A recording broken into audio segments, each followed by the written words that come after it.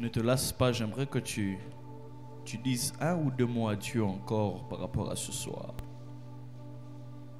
Dis à Dieu, Seigneur, je veux quelque chose de nouveau. Dis à Dieu, même si j'entends ce que j'ai déjà entendu, mais je veux un renouvellement dans mon esprit.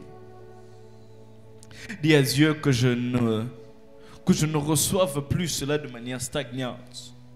La Bible déclare que lorsque Jésus-Christ est ressuscité, la Bible dit qu'il leur ouvrit les yeux afin qu'ils puissent comprendre les Écritures. C'est les Écritures qu'ils connaissaient déjà. Mais lorsque les yeux se sont ouverts, la Bible déclare qu'ils ont compris les Écritures différemment. Dis à Dieu, Seigneur, qu'en ce soir, je comprenne différemment et un peu plus grandement. Dans le nom de Jésus-Christ, élevons nos voix et parlons à Dieu un moment. S'il te plaît, parle à Dieu par rapport à ton cœur. Car c'est la clé de tout. La clé de tout réside dans ce que tu comprends. L'orateur peut être en train de répéter ce que tu as déjà entendu. On peut être en train de donner des versets que tu as déjà lus, que tu as déjà compris. Mais dis à Dieu, Seigneur, qu'une lumière luise dans mon esprit aujourd'hui et que je comprenne différemment. Dis à Dieu que je reçoive un peu plus que d'habitude. S'il te plaît, parle à Dieu par rapport à ton cœur. Dis à Dieu que je reçoive un peu plus que d'habitude. Un peu plus que d'habitude. Pour la gloire de ton nom. Alléluia. Alléluia. Thank you, Jesus. Alléluia. Alléluia. Shapradeka sande bayabaras. Irabashaka brafate karabedahai. Seigneur, je veux comprendre différemment moi-même. Aujourd'hui, change mon entendement. Aiguise ma compréhension. Et que je sorte de ces lieux différents et changés. Car c'est la rencontre avec ta parole qui change. Que je la rencontre moi-même en ce soir. Mettra faya, afin que ma vie soit changée. Lakra, et que je ne reste plus au même niveau. Karabasheragat, lekraba. J'aimerais dire à quelqu'un, un peu comme Jésus a dit à Pierre. Pierre lui a dit, nous avons tenté toute la nuit et nous n'avons rien reçu. Jésus lui dit, avance en plein eau. J'aimerais dire à quelqu'un ce soir, avançons en plein eau. Alors que Pierre s'est avancé en plein eau et il dit, sur ta parole, je jetterai le filet. J'aimerais rassurer à quelqu'un qu'après la parole de ce soir, tu jetteras les filets et tu auras une pêche miraculeuse. Ça ne ratera pas comme les autres fois. Les résultats seront là à cause de la grâce de Dieu.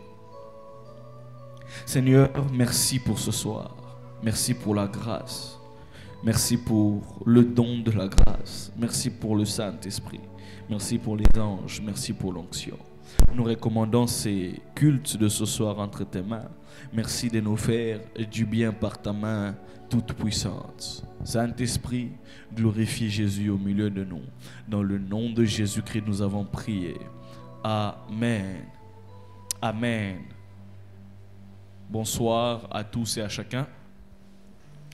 Bonsoir à tous et à chacun. Je suis content de nous voir et nous revoir ce soir encore pour continuer par rapport à ce que nous avons commencé depuis il y a 3 jours maintenant. J'aimerais poser la question de savoir qui était là depuis le premier jour. Depuis le premier jour. Qui était là depuis le 2e jour. Donc le premier et le 2e jour à partir du 2e jour. All right.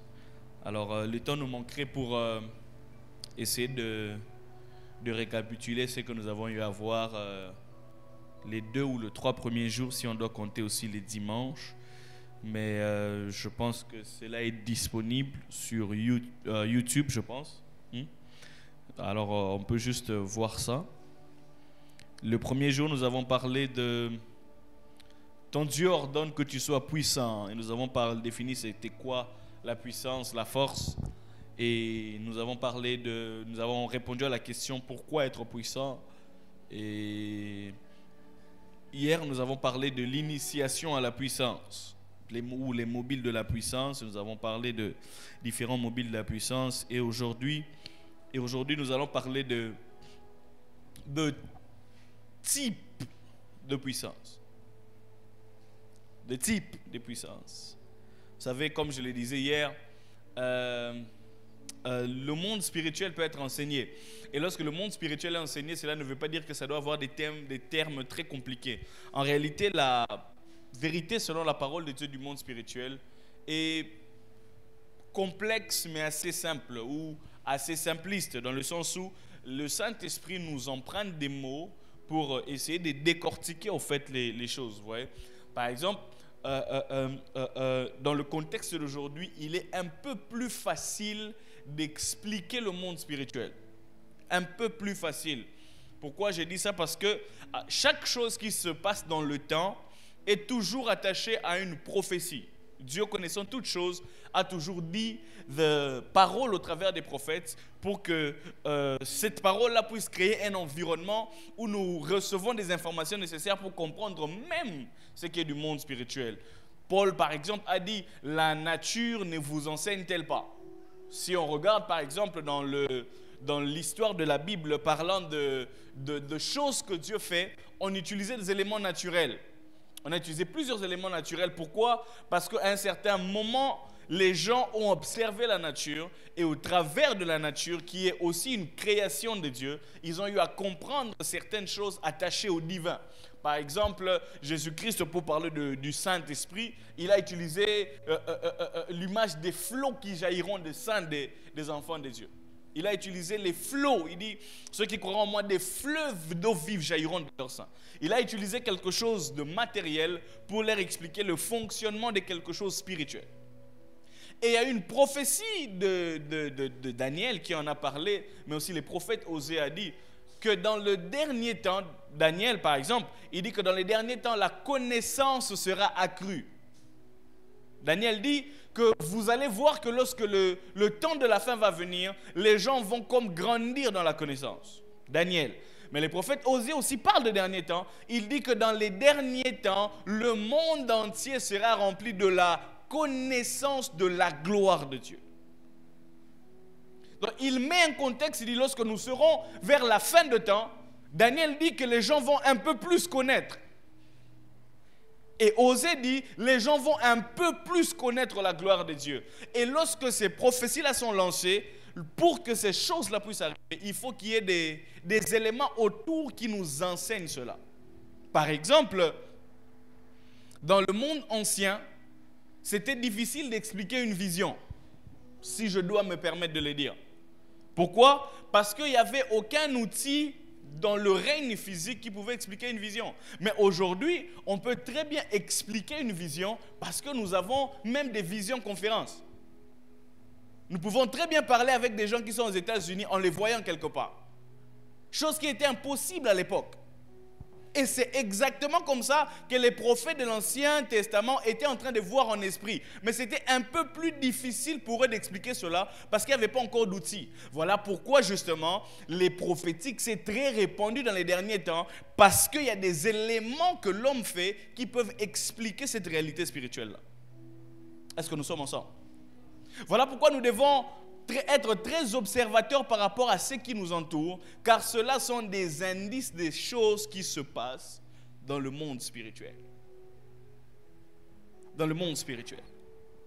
Et en parlant des types de puissance, quand je vais parler il y en a plusieurs, mais je vais sélectionner 3 ou 4 pour que ça soit un peu plus facile à comprendre, un peu plus digeste, parce que si on allait dans autre chose, on risque de ne pas très bien digérer ça. On reste dans les basiques. Alors, pourquoi parler de type de puissance? Parce que justement, comme nous l'avons vu au début, la force ou la puissance de Dieu s'applique dans plusieurs domaines de la vie, premièrement. Et comme il s'applique dans plusieurs domaines de la vie, il doit y avoir une force ou une catégorie de forces qui s'exerce dans un domaine ou dans un autre, premièrement. Pourquoi aussi parler des types de la force de Dieu? Pour pouvoir reconnaître leur travail lorsque ceux-ci sont en exercice. Lorsque nous connaissons les types des choses qui sont là en face de nous, nous comprenons que ça veut dire ça, ça veut dire ça, c'est pour ça. Troisièmement, pourquoi parler des types de puissance de Dieu? Pour connaître les fonctionnements et que nous soyons effectifs dans l'utilisation de ceux-ci. Lorsque nous connaissons les fonctionnements, nous savons que non, dans ce genre de domaine, nous avons besoin de ceci, dans ce genre de domaine, nous avons besoin de cela. Je donne un exemple. Jésus-Christ, le diable, parlant de la retraite, si on doit emprunter les mots, de Jésus-Christ sur la montagne, la Bible dit qu'il s'éloignait dans un lieu désert pour prier pendant 40 jours et 40 nuits, n'est-ce pas? La Bible dit que le tentateur s'étant approché et il a commencé à lui donner une série de tentations. En ce moment-là, il lui dit par exemple que si tu es le Fils de Dieu, ordonne à ce pain ordonne à cette pierre de devenir du pain, n'est-ce pas? On se souvient de cela, non?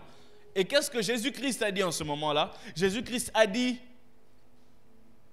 l'homme ne vivra pas de pain seulement. Il a répondu. Et il lui a donné une deuxième tentation. Jésus-Christ a répondu, mais il a répondu sur une base. Il a répondu par rapport à, il a dit, il est écrit ou il est aussi écrit.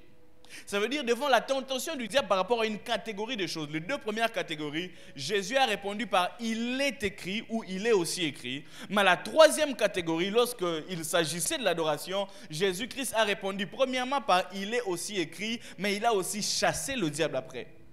En d'autres termes, Jésus-Christ, dans un même moment de tentation, le 3 phases, il a utilisé 3 différentes forces de Dieu. Il a utilisé le il est écrit, il a utilisé le il est aussi écrit, il a aussi utilisé le va-t'en, ça veut dire chasser le diable. Et lorsque nous connaissons les différents types de forces de Dieu, nous savons quoi appliquer pour avoir quel résultat. Par exemple, devant un démon, on ne oint pas d'huile. Un exemple juste. Ou soit devant un certain cas de maladie, la Bible dit par exemple que certains cas de maladie, on doit confesser le péché. Ça veut dire que cette maladie-là, lorsqu'on ne confesse pas le péché, c'est compliqué. Et devant certains types de démons, par exemple, la Bible dit que ce genre de démons ne sortent que par des jeûnes et des prières.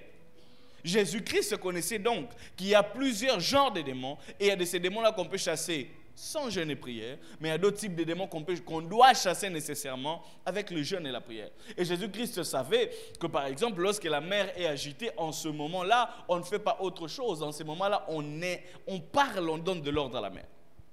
C'est cela, en fait, les différents types de puissance. Ça veut dire, devant chaque obstacle, il y a un type de puissance particulier à utiliser.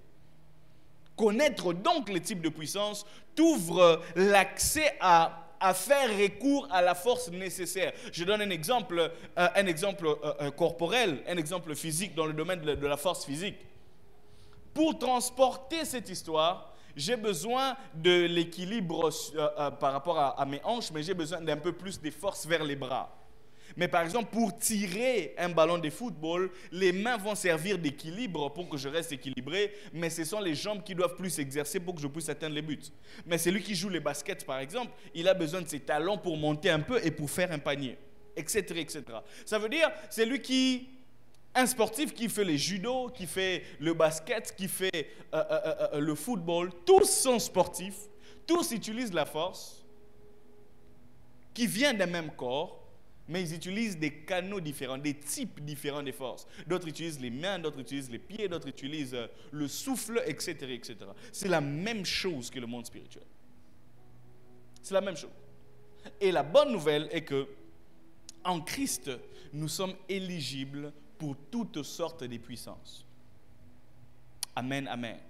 Je disais qu'en Christ, nous sommes éligibles pour toutes sortes de puissances, selon Dieu, bien sûr. Selon Dieu.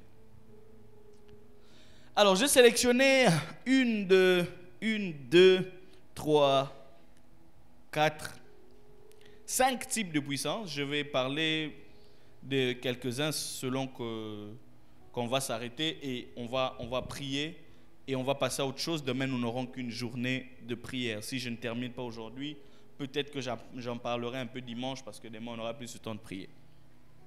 Le type de puissance ou le type de force. Premier type de puissance. Genèse chapitre 1. Si nous avons nos Bibles, nous pouvons les ouvrir, électroniques ou manuscrites ou quoi que ce soit. Genèse chapitre 1, le verset 1 au verset 3e. Genèse 1. Est-ce que nous sommes là? Est-ce que nous sommes là? Genèse 1, 1 à 3, la Bible dit, au commencement, Dieu créa les cieux et la terre. Verset 2, la terre était informe et vide, il y avait des ténèbres à la surface de l'abîme, et l'Esprit de Dieu s'émouvait au-dessus des eaux.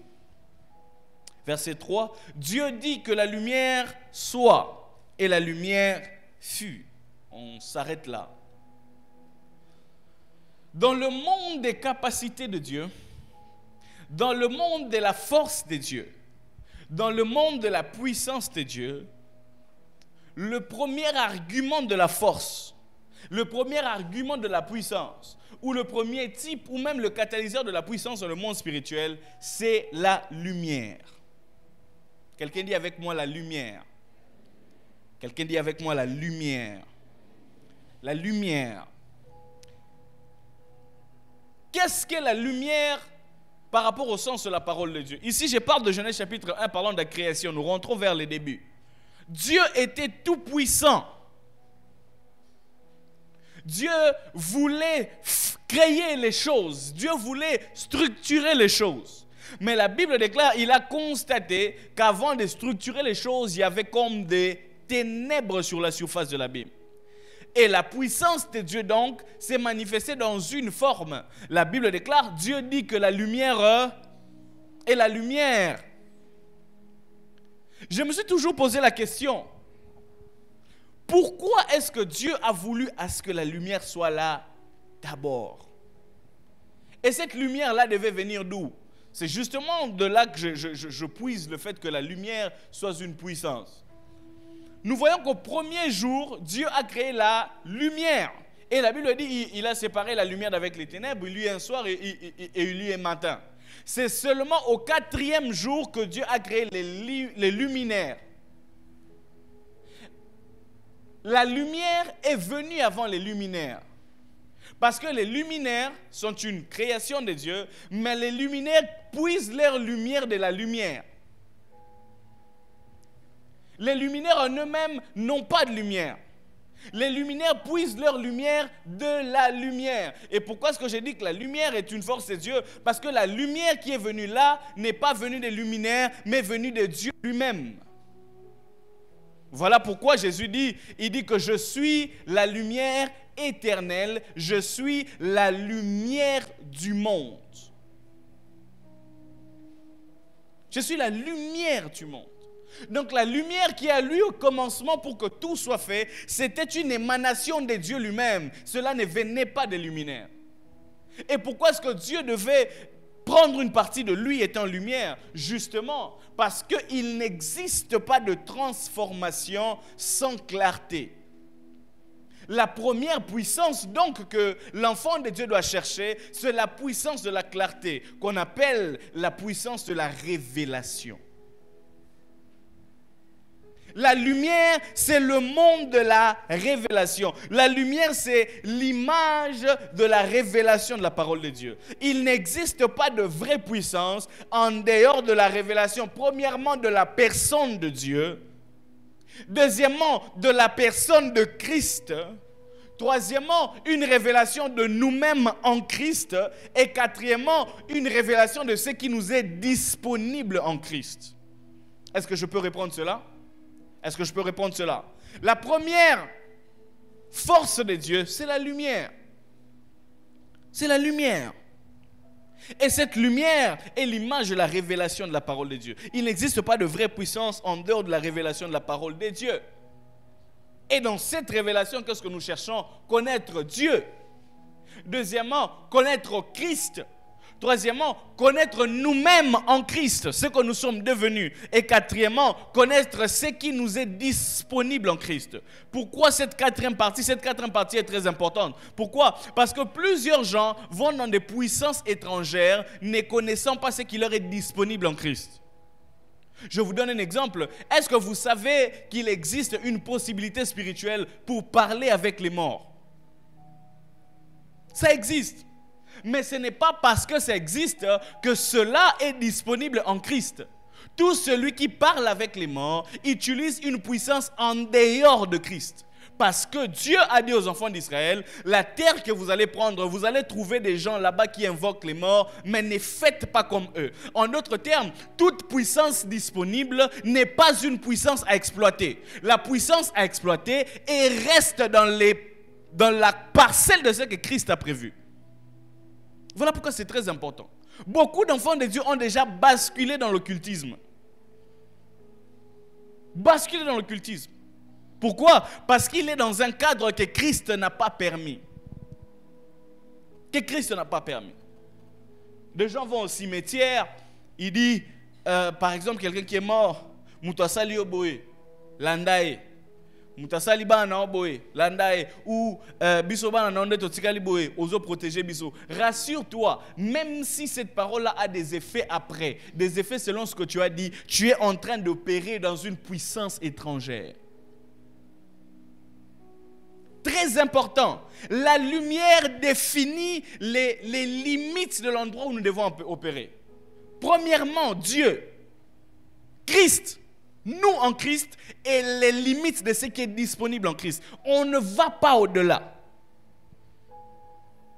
Que des enfants de Dieu qui cherchent à aller au-delà des limites de ce qui est en Christ. Église du Seigneur, je crois que Dieu va nous emmener dans des grandes dimensions de puissance. Mais rassurez-vous que la ligne est très fine dans le monde spirituel. On peut très facilement basculer de notre côté malgré toutes les bonnes intentions, si et seulement si la lumière n'est pas assez claire. Et quand on parle de la lumière, on parle du monde de progression et de proportions. Pourquoi j'ai dit ça? Parce que, par exemple, pour éclairer cette pièce, nous n'avons besoin que de 2 ampoules. Lorsqu'on met 2 ampoules, cette pièce est pleinement éclairée. Mais si on prend 2 ampoules, on met ici, il n'y aura pas assez de lumière, même s'il y a la lumière. Si on prend une bougie, on peut éclairer un petit coin. Mais si on veut éclairer tout le quartier, on a besoin d'encore plus de lumière. Qu'est-ce que cela veut dire? Que la lumière de Dieu, par rapport à ce que nous manifestons, elle est progressive. Et comme la lumière est le monde de la révélation, nous devons grandir progressivement dans la révélation et donc étendre notre barrière dans le monde de la puissance. J'aimerais dire une phrase, vous pouvez le retenir ou l'écrire. Celui qui a la lumière possède. En d'autres termes, celui qui sait règne. Et dans le monde spirituel, on règne par la connaissance et on a les territoires en fonction de la lumière que nous dégageons. Celui qui sait possède. Celui qui a la lumière règne. Et dans le monde spirituel, on règne par rapport aux proportions de la lumière que nous allons faire. Voilà pourquoi Jésus-Christ, juste lorsqu'il a commencé à enseigner ses disciples, et très au début dans Matthieu chapitre 5, 6, 7, les sermons sur la montagne, il s'est rassuré de leur donner un nom. Il dit que vous êtes la lumière du... Il a voulu qu'il puisse briller afin que... Il ne dit pas que vous êtes la lumière d'un petit quartier, vous êtes la lumière du monde. Ça veut dire, aussi loin que votre lumière peut aller, aussi loin vous pouvez posséder ces territoires-là. Le premier élément de force pour recevoir tout ce que Dieu nous donne et pour vivre dans la victoire, c'est la lumière. La Bible dit que la lumière luit dans les ténèbres et les ténèbres ne l'ont pas contenue. Parlant de Jésus-Christ. La Bible dit que lorsqu'il est venu, il dit, cette lumière, lorsqu'elle est venue dans le monde, les ténèbres n'ont pas pu le retenir. Les ténèbres commencent à se dissiper dans la vie d'un enfant de Dieu, plus celui-ci est illuminé. Plus celui-ci est illuminé. La lumière, c'est donc la première force à chercher. Enfant de Dieu, avant d'aller chercher l'onction, avant d'aller chercher les miracles, cherche la lumière qui est attachée à ces choses. Quelles sont les choses que ces gens-là qui ont peur dans ces histoires-là ont compris que toi tu n'as pas encore compris? Change des calibres de prière. J'aimerais te montrer comment est-ce que Paul a eu à prier. La lumière est donc ce qu'il nous faut. Dans Job chapitre 32, le verset 8, la Bible dit, en réalité dans l'homme, c'est l'esprit, le souffle du Dieu vivant qui donne l'intelligence. Les mots intelligence là, c'est le mot enlightenment. En fait, ça veut dire qui donne la lumière de l'esprit. C'est cela, c'est une émanation du Saint-Esprit. Et dans Éphésiens chapitre 1, verset 15 à 23, avant de lire ça, nous serons même avant d'aller dans Éphésiens, je vais dans Jean chapitre 8, verset 30 à 36. Dans Jean chapitre 8, c'est une discussion de Jésus avec les Juifs qui ont cru en lui. La Bible déclare Jésus parla aux Juifs qui avaient cru en lui. Il dit, si vous demeurez dans mes paroles et que mes paroles demeurent en vous, vous êtes réellement mes disciples. Il parle de la condition sine qua non qui est la parole. Il dit, si vous demeurez dans ma parole et que ma parole demeure en vous, vous êtes réellement mes disciples. Qu'est-ce qui se passe après? La Bible dit, vous connaîtrez la vérité et la vérité vous affranchira. Vous aurez la lumière de la vérité et la lumière de la vérité vous affranchira. Et les disciples ont rétorqué, ils disent, nous sommes fils d'Abraham, nous avons jamais été esclaves. Et Jésus-Christ leur donne ces fameux passages que nous connaissons. Il dit, si le Fils vous affranchit, vous êtes réellement libre. Pour arriver au point de l'affranchissement, il leur a parlé d'une condition sine qua non qui est celle de demeurer dans la parole. Demeurer dans la parole. Et c'est cela que Paul dit à Timothée. Il dit que la volonté de Dieu est que tout homme soit sauvé et qu'il parvienne à la connaissance de la vérité. Ça veut dire qu'il y a un endroit où on est sauvé, mais dans le salut, nous devons grandir dans la connaissance de la vérité pour que nous puissions vivre la liberté. On ne vit pas la liberté sans avoir été affranchi réellement. Et le réel affranchissement se passe par le fait de demeurer dans la parole. Et quand on demeure dans la parole, il y a une lumière qui jaillit de la parole qui nous donne à repousser les ténèbres. C'est cela le principe. J'ai toujours posé la question aux gens. Qui va me montrer dans la Bible ou dans l'histoire le jour où Jésus-Christ avait délivré les apôtres et chassé leurs démons en eux? Jamais. Pourquoi? Ils n'en avaient pas besoin. Ils avaient reçu assez de lumière que les ténèbres de leur vie sont parties d'eux-mêmes. Quelquefois, on a besoin des coups de pouce de délivrance parce qu'il n'y a pas de lumière. Et j'ai toujours posé la deuxième question aux gens. Ceux qui nous délivrent en longueur de journée, qui sont ceux qui les délivrent eux? Pourquoi eux, ils peuvent rester délivrés sans qu'on les délivre encore et ils nous délivrent toujours? Simplement parce qu'ils ont eu une lumière à laquelle toi, tu n'as pas encore accès. C'est la lumière qui chasse les ténèbres. On n'avait pas eu besoin d'imposer les mains aux apôtres pour dire aux démons de sortir. Moi, je crois qu'ils avaient des démons. Je crois fortement qu'ils pouvaient en avoir aussi parce que les démons opéraient à l'époque. Il y en avait. Mais il y avait autant de lumière dans les enseignements de Jésus-Christ qui faisaient en sorte que ces enseignements de Jésus-Christ pouvaient même enlever même les impuretés dans leur vie.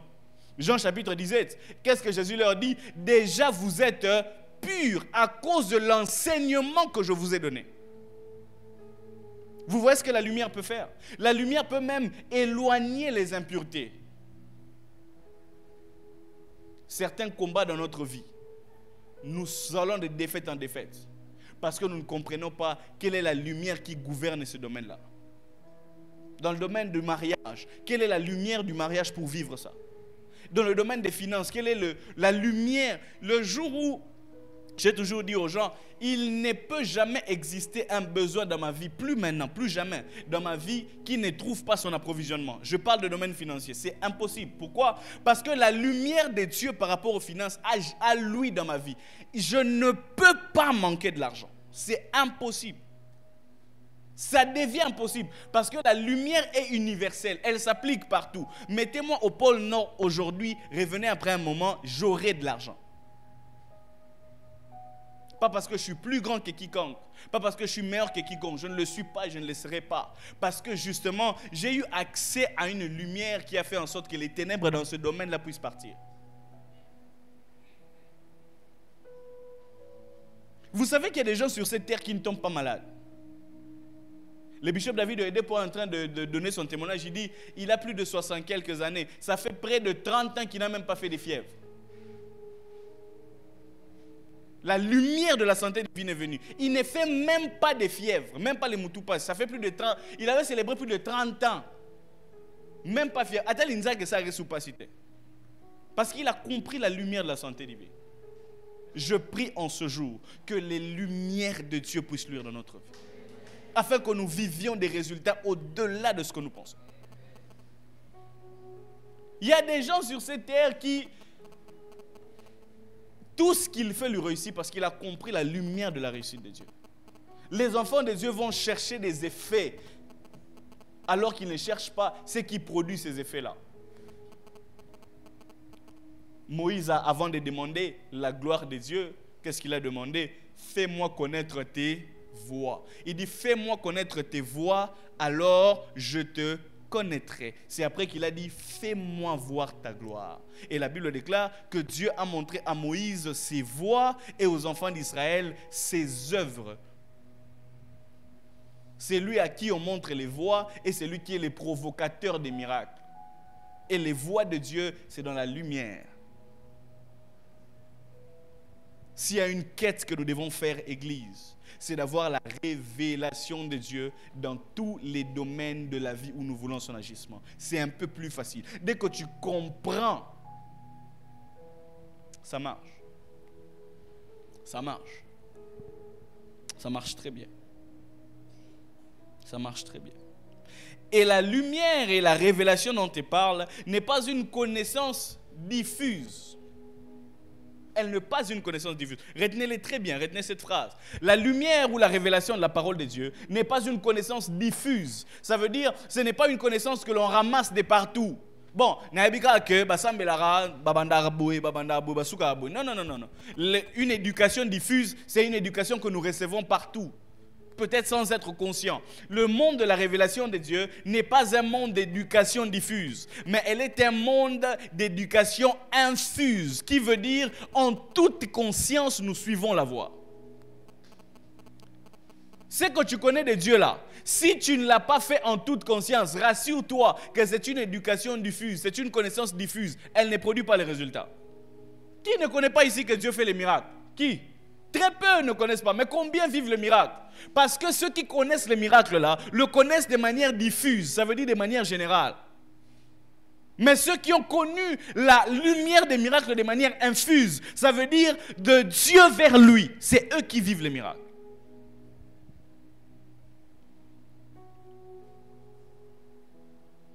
La dimension diffuse, c'est bon. Où tous nous savons que Dieu est saint. Quel est le moment où tu as médité sur la sainteté de Dieu? Ou quel est le moment où tu as médité sur la puissance de Dieu? Voilà pourquoi Job avait une connaissance diffuse, mais l'expérience lui a fait donner ou lui a procuré une connaissance infuse. Voilà pourquoi il a dit, mon oreille avait entendu parler de toi, c'est le son, mais mon œil t'a vu, c'est la lumière. Et voilà pourquoi en finissant, il dit, je reconnais maintenant que tu peux tout et que rien n'était impossible. Mais avant de dire ça, il a perdu ses enfants et son bétail. On n'a pas besoin de passer par là. On n'a pas besoin de passer par là. Ne t'arrête pas à ce que ton oreille a entendu. Non, le pasteur a parlé de ceci. Ou celui-ci parle de cela. Le domaine de la lumière, c'est ce que ton œil a vu. Et c'est là que tu peux dire, je reconnais que tu peux tout et que rien n'était impossible. Mais avant d'arriver à ce domaine-là, à ce niveau-là, Job a perdu des enfants. Si Job avait cette connaissance-là dès le début, il n'allait pas passer par quoi il est passé. Il n'était pas obligatoire pour Job de passer par ce chemin-là. Job est passé par ce chemin-là à cause de son ignorance. Lui-même, il a avoué. Il a dit, c'est que je crains. C'est ce qui m'arrive. Ça veut dire Job craignait ce qui lui était arrivé. Il se disait, si aujourd'hui tout me quittait, qu'est-ce qui va m'arriver? Et c'est ce qui lui est arrivé. Et l'erreur de Job, c'était que dans le conseil spirituel où on parlait de sa vie, lui n'était pas là. Le monde spirituel, quand on parle de ta vie, tu dois être là pour avoir la connaissance de ce qui se passe. Et c'est là que tu assistes au conseil pour ta vie. C'est pour ça que Dieu nous a donné la révélation de la parole de Dieu. Le jour où Dieu dit, est-ce que tu as vu mon serviteur Job? Lui-même, Job ne sait pas qu'on parle de lui. Satan dit non, c'est parce qu'il a ça. Dieu dit, ok, ne touche pas son âme, mais va voir. Exactement, Job, c'était vraiment quelqu'un qui ne connaissait pas bien Dieu. Il avait une mentalité très religieuse. Il avait une connaissance diffuse de Dieu. Mais il a compris après. Je prie que dans cette église, nous aurons des gens qui ont une connaissance infuse de Dieu. Qui connaissent personnellement Dieu. Qui ont expérimenté la vraie parole de Dieu dans sa dimension révélée. C'est cela le changement. Qui croit ici que Dieu fait des miracles? Combien ont déjà vu les miracles de leurs propres mains? Combien? Le nombre a grandement baissé. Pourquoi? Parce que la plusieurs façons, c'est une connaissance diffuse. Qui sait ici que Dieu ressuscite les morts? Tous nous le savons. Combien avons fait cela? Très peu. Parce que nous n'avons pas encore accédé à cette lumière. Mais je prie que Dieu nous donne accès à toutes ces lumières pour que nous vivions pleinement sa vie au nom de Jésus. La lumière. Éphésiens chapitre 1, verset 15 à 23, Paul est en train de prier pour les chrétiens. Il dit que Dieu vous donne un esprit de sagesse et d'intelligence de sagesse et d'intelligence dans sa connaissance et qu'il illumine les yeux de votre cœur. Qu'il illumine les yeux de votre cœur. En d'autres termes, qu'il donne de la lumière aux yeux de votre cœur. Qu'est-ce que cela veut dire? C'est que nos cœurs ont des yeux. Et lorsque les yeux de notre cœur rencontrent la lumière de Dieu, la Bible déclare, c'est les résultats qui s'en suivent. Illumine les yeux de votre cœur. Illumine. Lorsque l'illumination n'est pas là, il n'existe pas de surnaturel. Jésus-Christ étant très illuminé, il arrive devant la tombe de Lazare, il dit, Père, je te rends grâce de ce que tu m'as toujours exaucé. Je me pose la question, est-ce que le Père t'a déjà exaucé pour quelqu'un qui est mort depuis 4 jours?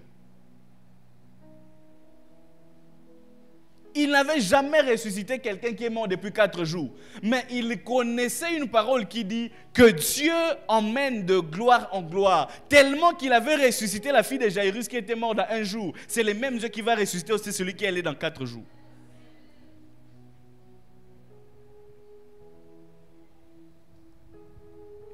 Père, je te rends grâce de ce que tu m'as toujours exaucé. Toujours exaucé. Je me dis, mais il n'était jamais exaucé devant un mort de 4 jours. C'est la première fois.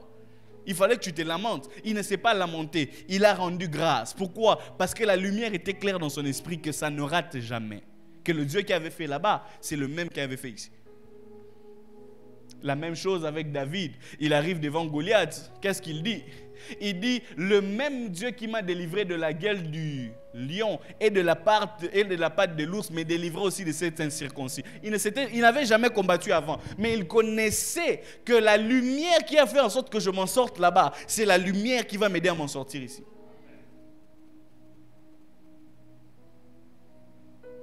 Qu'est-ce que les yeux de ton cœur ont vu? Qu'est-ce que les yeux de ton cœur ont vu? Le deuxième type de puissance de Dieu, après la lumière.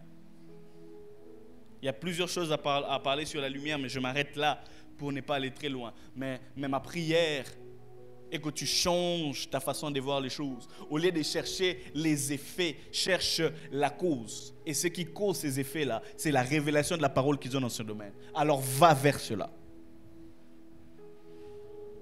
Deuxième type de lumière. Deuxième type de puissance ou de force de Dieu. 1 Corinthiens chapitre 1 verset 25.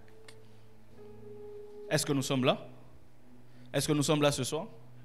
Est-ce que nous sommes là? 1 Corinthiens 1, 25. 1 Corinthiens 1, 25. La Bible dit ceci. 1 Corinthiens 1, 25. La Bible dit: car la folie de Dieu est plus sage que les hommes. La deuxième partie dit: et la faiblesse de Dieu est plus forte que le... La Bible dit que la folie de Dieu est plus sage que les hommes, mais quoi que la faiblesse de Dieu est plus... La deuxième forme ou le deuxième type de puissance ou de force de Dieu, c'est la faiblesse. La Bible dit que la faiblesse de Dieu est plus forte. Ça veut dire que la faiblesse de Dieu est forte. Le deuxième type de force de Dieu, c'est la faiblesse. C'est la faiblesse. C'est un peu paradoxal, n'est-ce pas? On parle des forces, mais on parle des faiblesses. En réalité, la faiblesse de Dieu n'est pas une faiblesse, la faiblesse de Dieu est une force. Mais il faut connaître maintenant c'est quoi la faiblesse de Dieu pour se retrouver dans cet état de faiblesse-là afin de jouir de la force. La faiblesse. Quelqu'un dit avec moi la faiblesse. Quelqu'un dit avec moi la faiblesse. Faiblesse. La faiblesse. C'est quoi la faiblesse? Paul en parle. Pierre en parle aussi. C'est quoi la faiblesse? Jésus-Christ, en parlant de ce qu'on appelle les béatitudes, il a donné une béatitude qui fait beaucoup réfléchir. Il dit: heureux le pauvre en esprit.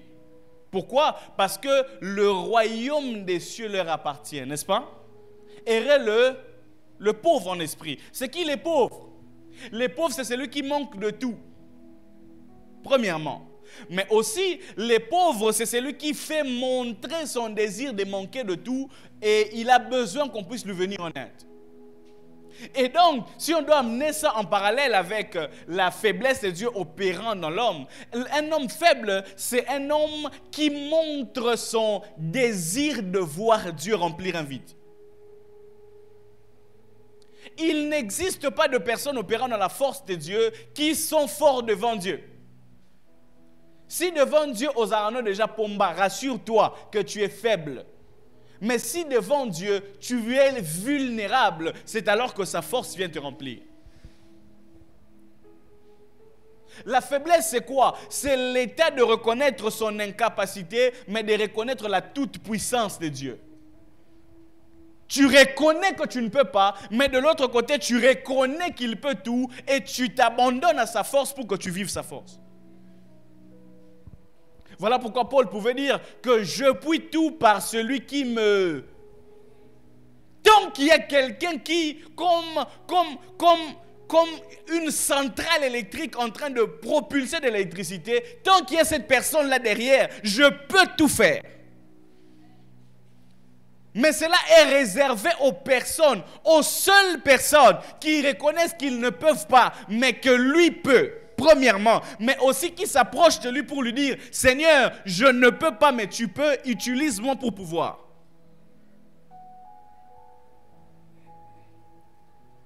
La force de Dieu est le domaine de ceux qui soupirent après les possibilités de Dieu au détriment de leurs impossibilités.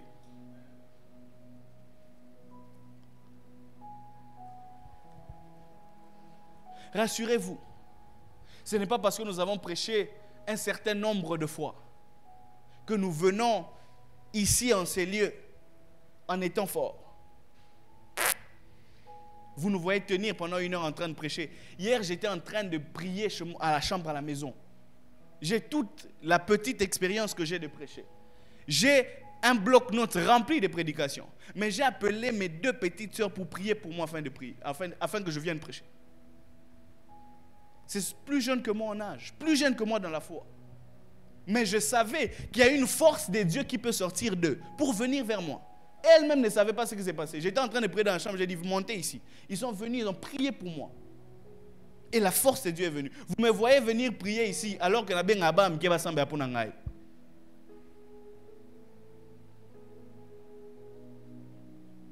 Le fait de nous voir tenir debout ici, ça n'a rien à voir avec une capacité personnelle. Ça a tout à voir avec quelqu'un derrière qui fait quelque chose. C'est cela le domaine de la force de Dieu. Yom tozano vie bomba samara monzambe ah frère wana yependa alobelanin. Rassure-toi. Même les fils de Dieu et allaient se faire baptiser par Jean le Baptiste qui était là devant lui. Jean le Baptiste a baptisé les fils de Dieu, par qui lui-même Jean le Baptiste était sauvé.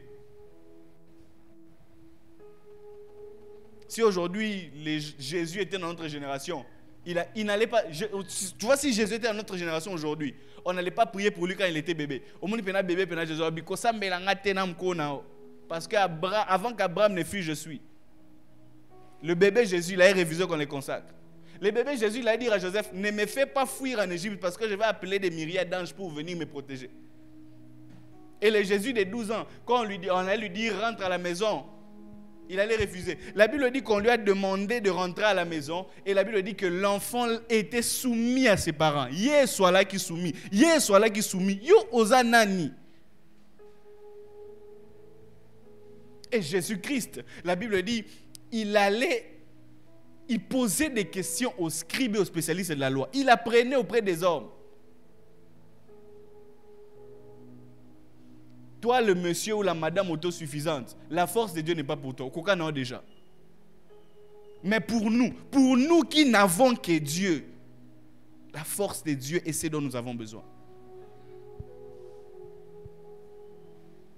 La faiblesse. 2 Corinthiens chapitre 12, versets 9 à 10. 2 Corinthiens chapitre 12, versets 9 à 10. La Bible dit ceci. Et il me dit, ma grâce te suffit, car ma puissance s'accomplit dans l'art. Écoute ce que Paul dit. Il dit, je me glorifierai donc bien plus volontiers de mes insuffisances, afin que la puissance de Christ repose sur moi. C'est très dangereux ce passage. Il dit, je n'ai pas honte de mettre en avant ma faiblesse. Là, il parle de cela devant Dieu. Et il dit, lorsque je mets en avant mon incapacité, c'est alors que la puissance de Christ repose sur moi. On n'est pas fort devant Dieu. On est faible.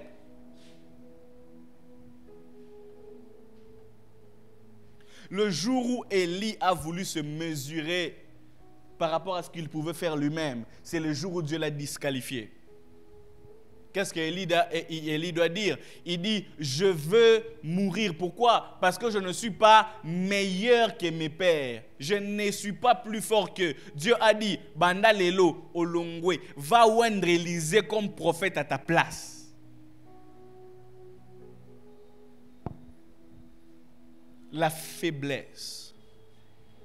Le verset 10, il dit, c'est pourquoi je me plais dans les faiblesses, dans les outrages et dans les calamités, dans la persécution, dans la détresse pour Christ. Car quand je suis faible, c'est alors que je suis. Ici, il ne parle pas de la faiblesse du péché. Cela ne veut pas dire que quand toi tu pèches, non. Il parle de la faiblesse, d'un état de conscience de sa limitation humaine, mais dans sa même limitation humaine, il sait voir les possibilités illimitées de Dieu. La puissance de Dieu est disponible pour ceux qui sont faibles. Quelle est la dernière fois que tu as reconnu tellement que tu étais faible et que Dieu était tellement puissant que tu as pleuré pour dire à Dieu, sans toi, je ne peux rien. Nous ne pouvons vraiment rien sans Dieu. Nous pouvons... Écoutez, ce n'est pas une phrase religieuse. Ce n'est pas un encouragement de foi. C'est une vérité. Nous ne pouvons rien sans Dieu. Et cela ne doit pas rester seulement dans nos cœurs. Cela doit être exprimé dans la façon dont nous prions. Vous savez, il y a d'autres personnes qui prient à Dieu comme si Dieu c'était son travailleur. Hein? Frère, rassure-toi que c'est une très mauvaise prière. C'est une prière comme si Dieu avait une redevabilité devant toi et que tu es le chef, lui, les subalternes. Dieu reste maître. Et Dieu reste le tout. Quand il dit qu'il est le tout-puissant, ça veut dire la toute-puissance lui appartient. Il emprunte cela aux faibles.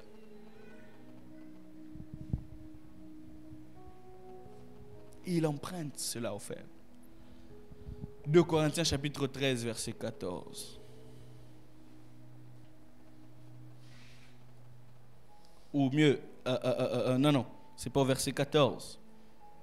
1 Corinthiens 13, 14, si je ne m'abuse. Je pense que j'ai perdu le passage en tête. Même 1 Corinthiens 13 n'a pas de verset 14. En fait, les passages, le passage, Paul, si ça revient, je le donnerai. Paul est en train de parler du fait que la puissance de Dieu atteint son perfectionnement dans sa faiblesse. Dans sa faiblesse. Il n'existe pas d'homme fort devant Dieu. Il n'existe pas d'homme fort devant Dieu. Voilà, 1 Corinthiens chapitre 13, verset 4. La Bible dit, car il a été crucifié à cause de sa faiblesse, mais il vit par la puissance de Dieu. Nous aussi, nous sommes faibles en lui, mais nous vivrons avec lui par la puissance de Dieu pour agir envers vous. Waouh! C'est pas ça que j'ai dans la Bible. Hein? Qui a déjà lu ça? Qui a déjà lu ça? Très peu.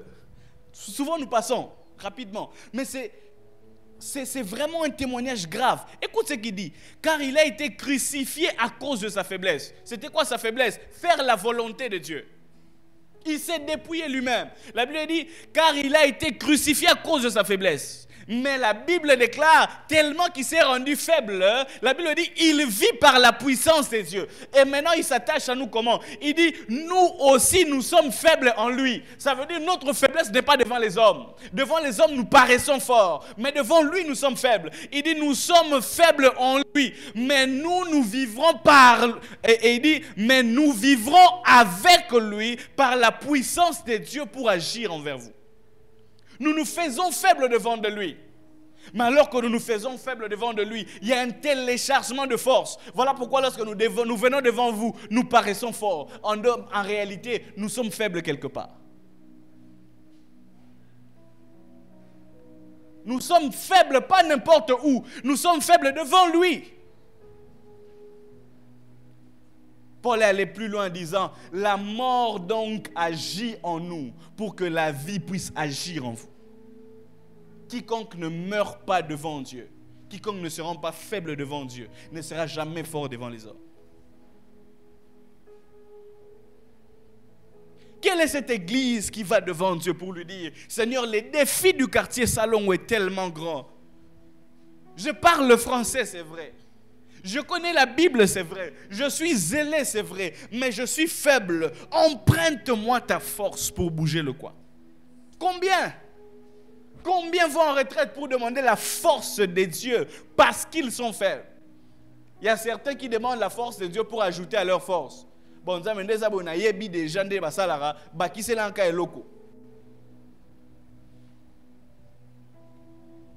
Je prie en ce soir que Dieu nous donne un cœur de reconnaître notre faiblesse au-devant de lui, afin que nous soyons candidats pour sa force. Paul a dit, nous portons donc ces trésors dans des vases d'argile. Argile veut dire faiblesse. Argile veut dire epanzana pamba pamba comme une dame a chanté. Il dit nous portons donc ces trésors dans des vases faibles. Il dit pour que cette grande puissance ne soit pas attribuée à nous mais à Dieu. Lorsqu'on reconnaît qu'on est un vase d'argile, c'est à l'intérieur qu'on met de la puissance. Lorsqu'on passe qu'on est un vase d'or, on va nous utiliser pour laver les mains. Les trésors reposent dans les vases d'argile.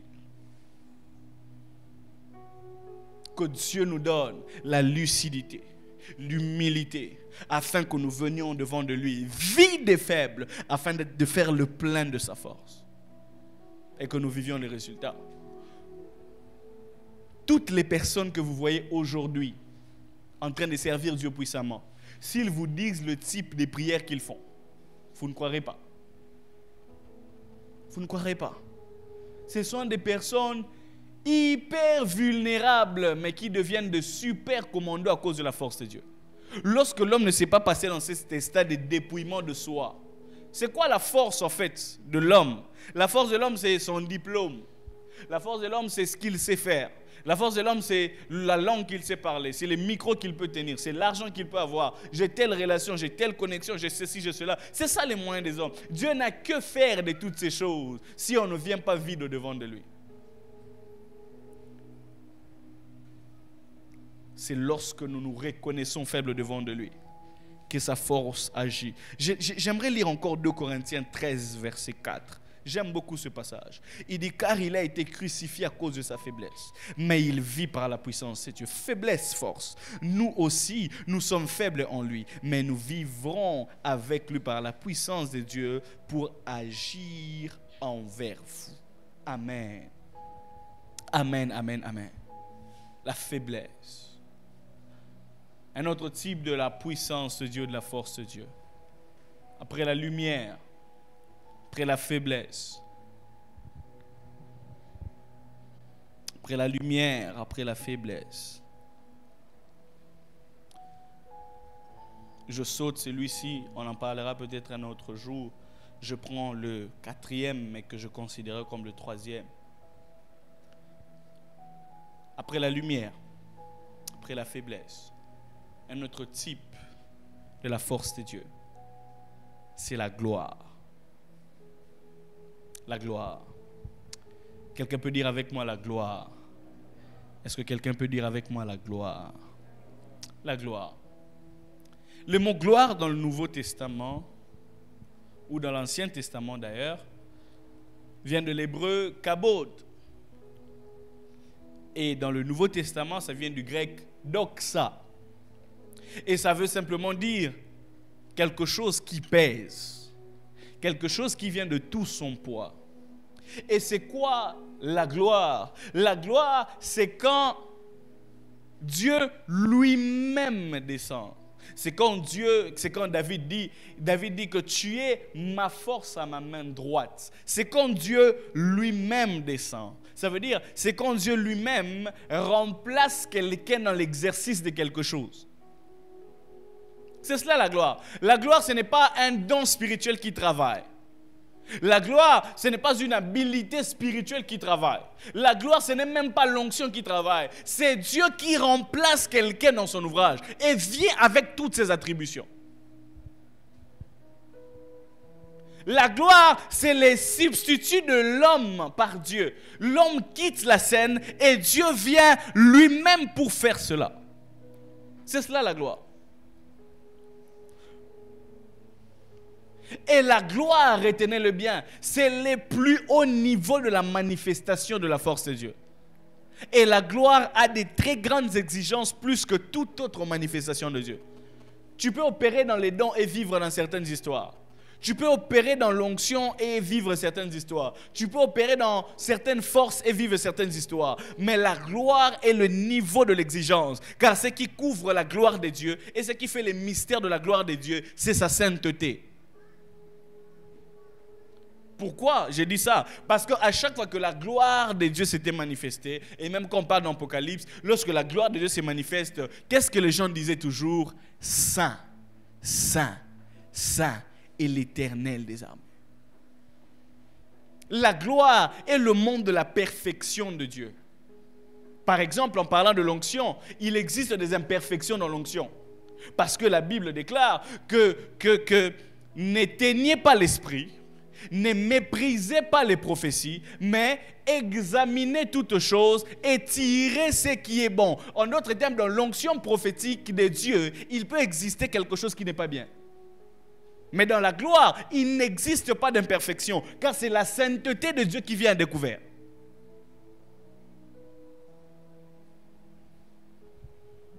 Et la gloire a des très grandes exigences. Et la plus grande exigence de la gloire, c'est la contemplation. Vous savez, je vous dis qu'on est en train d'enseigner les choses spirituelles. La contemplation est un exercice de l'esprit. On n'en parle pas trop dans l'église, vous savez. Mais on va le lire dans la Bible. Vous savez, j'ai la grâce de Dieu d'être un peu biblique. 2 Corinthiens chapitre 3.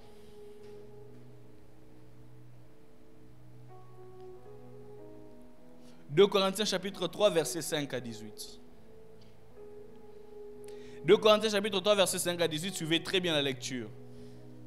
2 Corinthiens chapitre 3, à partir du verset 5. Est-ce que nous sommes là? Est-ce que nous sommes là? Je vais lire lentement. La Bible dit, ce n'est pas à dire que nous soyons par nous-mêmes capables de concevoir quelque chose comme venant de nous-mêmes. Il dit, nous ne pouvons rien faire comme venant de nous-mêmes. Et il continue en disant, notre capacité au contraire vient de Dieu. Verset 6, la Bible dit, il nous a rendus capables d'être ministres d'une nouvelle alliance, non de la lettre mais de l'esprit. Car la lettre tue et l'esprit vivifie. Verset 7. Or, si le ministère de la mort, gravé avec des lettres de pierre, a été...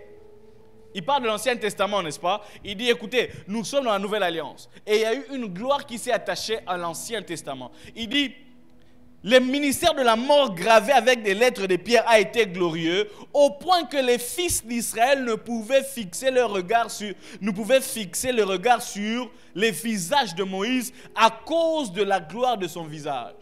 Ça veut dire, il y a un moment où il y avait eu un changement entre Moïse et Dieu. On pouvait regarder Moïse l'homme, mais à un certain niveau, on ne pouvait même plus le fixer à cause du remplacement qui a été fait. Il dit cela s'est fait avec le ministère de la pierre, ça veut dire de l'Ancien Testament.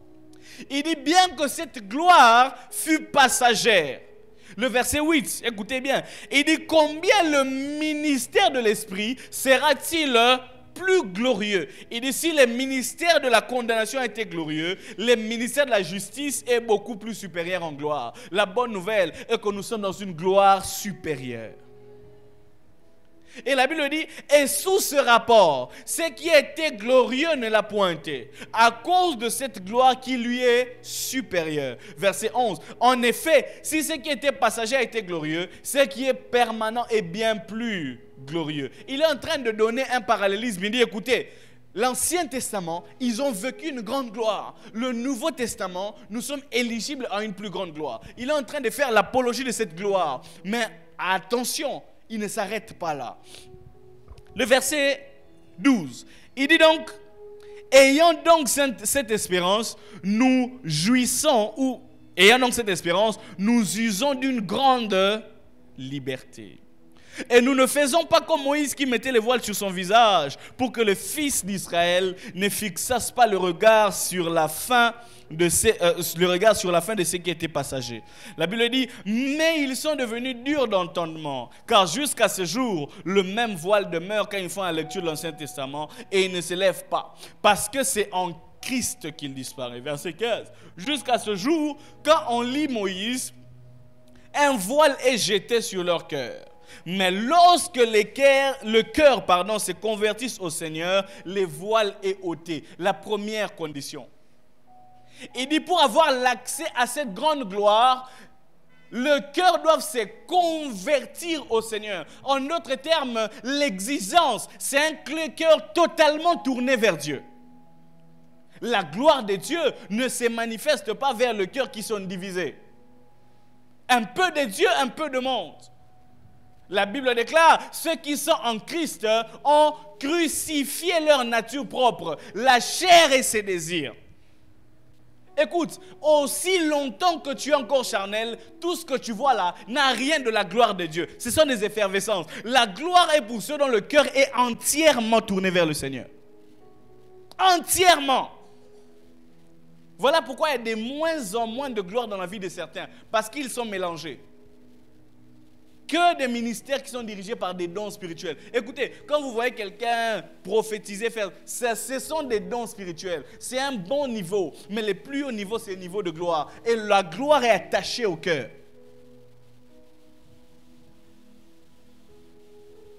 La gloire est attachée au cœur. La gloire est attachée au cœur. Et il dit au verset 17, il dit, or, le Seigneur, c'est l'Esprit. Et là où est l'Esprit du Seigneur, là est la liberté. Le verset 18, il dit, nous tous qui, les visages découverts. Il parle des personnes de visage découvert au verset 18. Ceux qui ont les visages découverts, ce sont ceux qui ont rempli la condition du verset 16. Le cœur tout entier. Il n'existe pas de visage découvert devant Dieu sans que le cœur tout entier ne soit converti au Seigneur. Voilà pourquoi il disait, Fils, donne-moi ton cœur. Donne-moi ton cœur. Donne-moi ton cœur. Donne-moi ton cœur. Où se trouve ton cœur maintenant? Pourquoi tu veux vivre la puissance de Dieu? Pour devenir riche, tu ne verras pas la gloire. Tu peux vivre des choses de Dieu, tu ne verras jamais la gloire. Pour devenir populaire, tu ne verras jamais la gloire. Pour montrer aux gens que Yopé Oza, tu ne verras jamais la gloire. La gloire est réservée pour ceux dont le cœur est entièrement à Dieu. La motivation, c'est Dieu. La finalité, c'est Dieu et Dieu seul.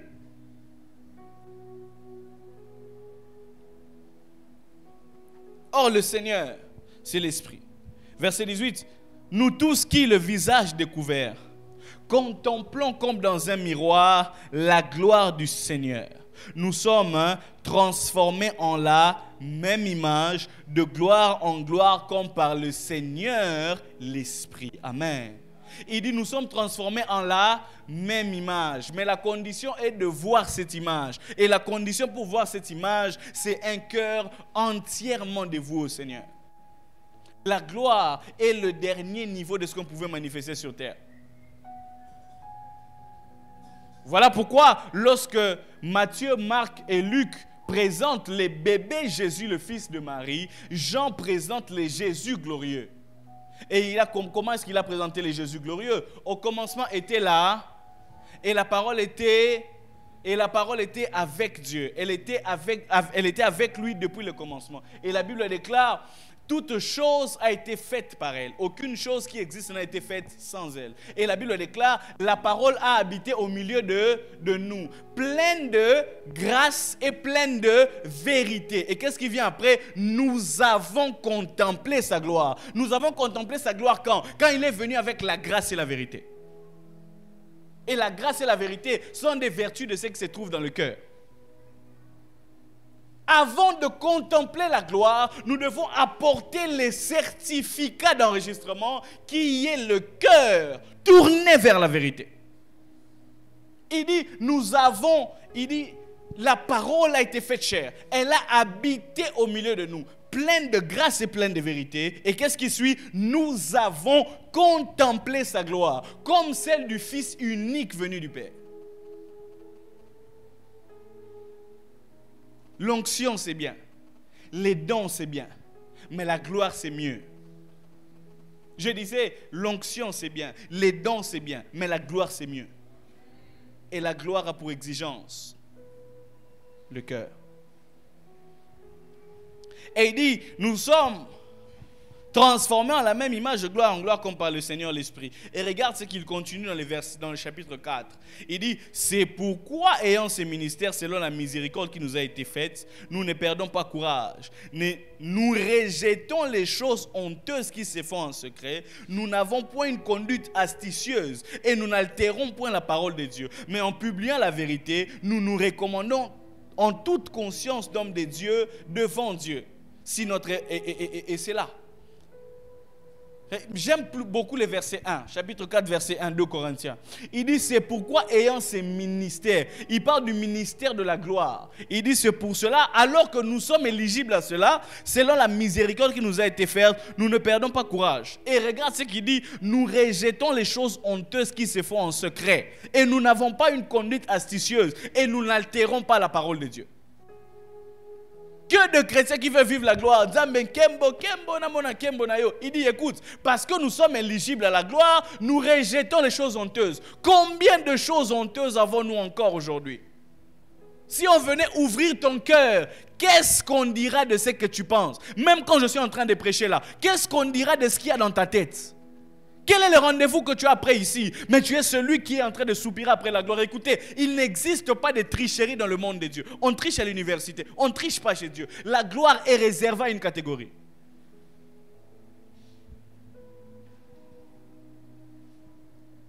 Si on doit prendre l'image de l'Ancien Testament, les feux de la gloire tombaient sur une offrande qui est complètement morte. On ne monte pas sur l'autel alors qu'on est encore en vie. Celui qui monte sur l'autel pour recevoir le feu de la gloire est complètement mort. Et la gloire est réservée pour ceux qui ont crucifié leur chair. Rassure-toi, si tu as encore des conduites astucieuses, tout ce que tu vis jusque-là n'a rien de gloire. Et j'ai une mauvaise nouvelle pour toi, il n'y aura jamais de gloire. Jamais. Il dit, nous rejetons les choses honteuses qui se font en secret. Quelles sont les choses que nous faisons en secret? Mais nous cherchons la gloire de Dieu. Nous ne le verrons pas. Et il dit encore, nous n'avons pas une conduite astucieuse. Ça veut dire, à l'église, nous avons un visage, et quelque part, nous avons un autre visage. Et il dit, nous n'altérons point la parole de Dieu. Altérer veut dire, j'accepte une partie de la parole et j'en refuse une autre. Par exemple, c'est que je suis en train de te dire maintenant, tu ne l'aimes pas trop. Mais si je commençais à prophétiser, à déclarer sur toi, tu allais l'aimer. C'est ça, altérer la parole de Dieu. Et rassure-toi qu'il n'existe pas de gloire dans l'altération de la parole de Dieu.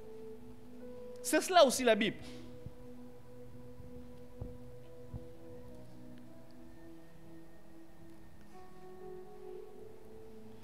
Verset 6 de toujours 2 Corinthiens chapitre 4. Et regarde comment est-ce qu'il y a un pont entre tout ce que j'ai dit jusque-là.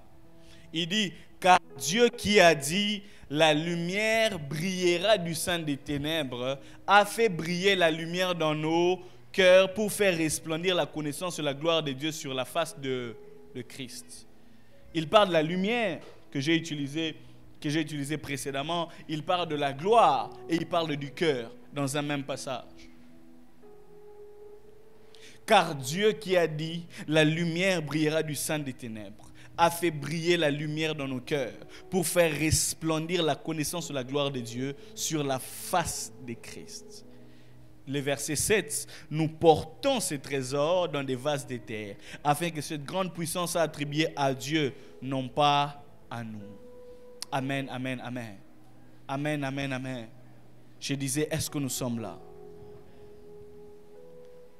Dieu veut que nous soyons forts. Dieu veut que nous soyons fortifiés à tous égards. Mais cette force, à tous égards, a des exigences. A des exigences. A des formes. A des types. Et chaque type a son exigence. Mais s'il y a quelque chose à retenir, s'il y a un instrument ou s'il y a un domaine sur lequel tu dois t'appuyer et travailler fortement et fermement, c'est celui de ton cœur. Parce qu'il y a d'autres choses qui ne quittent que par la gloire. Un autre type de puissance que je ne veux pas parler de cela, il y a l'huile, il y a le sang, il y a le feu, il y a l'eau. Ce sont des types qui ont des exigences et qui sont figuratifs par rapport à la parole de Dieu. Mais les trois que je t'ai donnés sont nécessaires et très importantes. Nécessaires et très importantes. Rassure-toi que tu accèdes à la lumière pour vivre la force de la lumière de la révélation de la parole de Dieu. Rassure-toi que tu te rends assez faible devant Dieu pour faire les pleins de sa force. Et rassure-toi que ton cœur est totalement à lui pour vivre sa gloire, qui est le plus haut niveau de sa manifestation.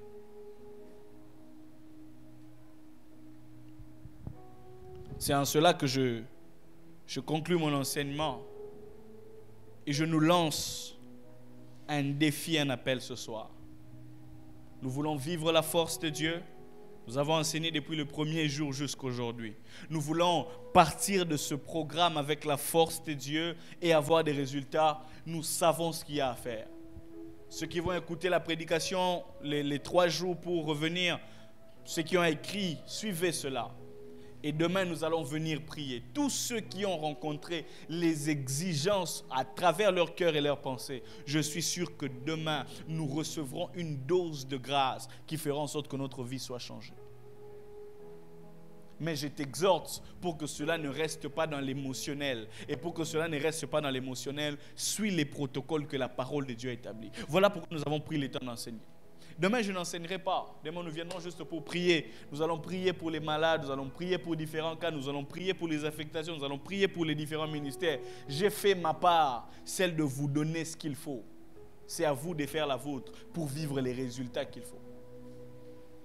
Jésus-Christ a dit, celui qui entend cette parole et qui la met en pratique est comme un sage architecte qui bâtit sa maison sur les rocs. Il dit, ne vous bornez pas à écouter la parole de Dieu, dit Jacques, mais mettez cela en pratique. Et je crois que Dieu nous bénira. Nous pouvons nous lever et parler au Seigneur un moment.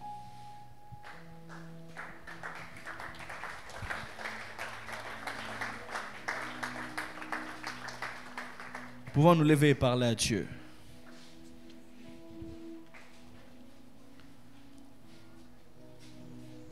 J'aimerais que nous prions dans 2 directions. La première direction est celle de dire